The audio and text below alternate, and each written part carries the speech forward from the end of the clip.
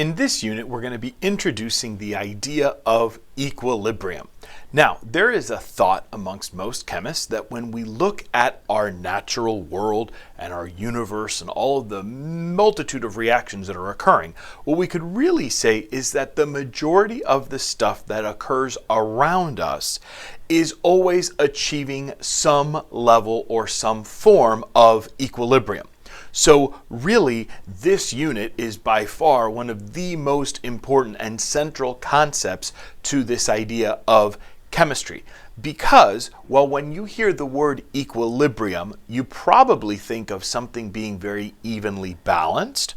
What we find is that when we describe equilibrium, it doesn't have to necessarily be balanced. It's more a question of what is the ratio between the two sides and what is occurring. So let's start off first by defining what exactly is equilibrium from a chemical perspective. So in chemistry, we describe equilibrium as the point in time when the rate of the forward reaction equals the rate of the reverse reaction. Now, the first thing you want to do is you want to listen to that word rates. We've been talking about rates. We just finished a section dealing with kinetics, and the whole thing of kinetics was how fast will a reaction occur. Now, when we describe equilibrium, we're going to let go of time, because notice how I started off the definition by saying the point in time. So however long it took, irrelevant.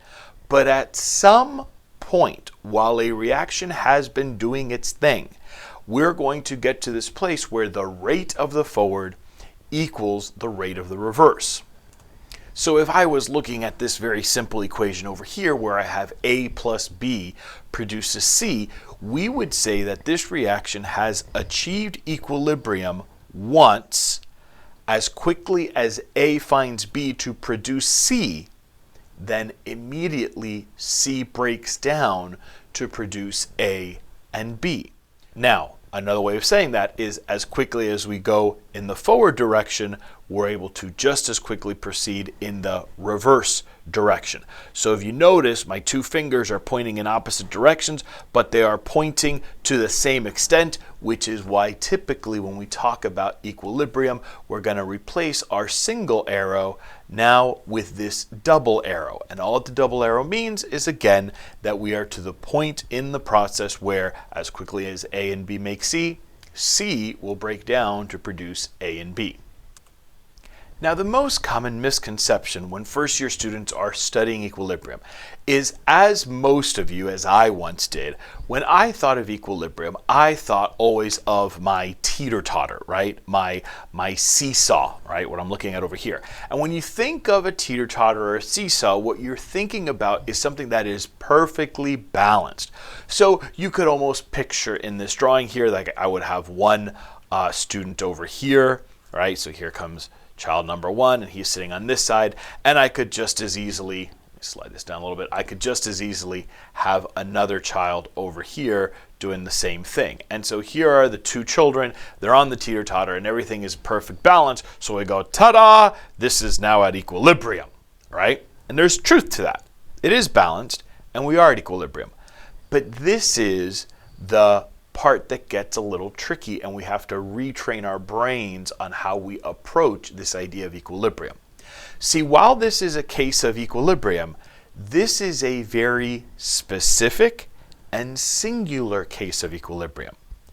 I would argue that there are balances that occur all around the universe and all around our natural world, and very few of them end up being like this teeter-totter that we have here that's 50-50. So instead of thinking of it like that seesaw where you had the two children of equal sizes, let's start reshaping the way we think of equilibrium. As an example, take a look at the equilibrium I have over here. Now in this equilibrium, yes, once again, it's perfectly balanced. But if I asked you to count number of rocks, you'd probably sit there and tell me something like, well, on the left-hand side I have 1, and on the right-hand side I have 4. Interesting. So in order to balance this out, we needed 4 times the number of rocks on the right than we had rocks on the left. Okay, That's one way you can think about it. Sometimes we can create an equilibrium or a balance, and we don't necessarily have to have equal quote-unquote amounts. Now again, I know that probably the weights are the same on both sides, but let's just count them in terms of 1, 2, 3, 4, 5 amounts, right? So I can create a balance, I can create an equilibrium where I don't necessarily have equal amounts. But now here's an even better way to think of equilibrium. Over here, I also have another example of a seesaw, and this is balanced.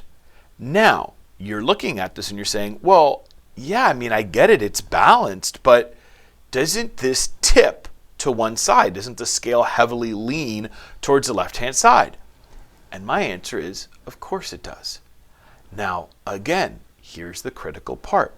When I talk about equilibrium, we have to let go of this idea of perfect 50-50, like the scales of justice perfectly balanced, okay? Instead, I can look at it from the perspective of there is a balance, or there is an equilibrium that is established in this case. However, based on what we're seeing here, it would seem to me like this side over here, or the left side, is more favored. Notice that word, is more heavily favored. Well, can equilibrium or balance exist? Sure, but it doesn't have to be equal on both sides. One side can be more heavily favored than the other. In this case, we would say that once equilibrium is established, what we find is that the equilibrium favors the left-hand side. Or, how about this? Most of the weight stays on the left-hand side. Now, watch this neat little trick. Suppose I took this same exact picture, except now what I'm going to do is I'm going to literally take it and just rotate it around. Now, when I do this, notice that it's still an equilibrium. But the difference is that if I asked you, well, which side is now favored, you would now suddenly tell me that, well, it seems like the right side is now more heavily favored. It seems like the teeter-totter, the seesaw, shifts or has more weight on the right side than it does on the left side. Now again, that's an important concept, because what you should be able to see in this is that you can have a balance occur where you could have the left side favored or the right side favored.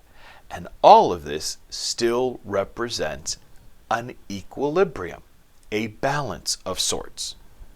So we take it one step at a time, one tick at a talk, and you'll be there in virtually no time.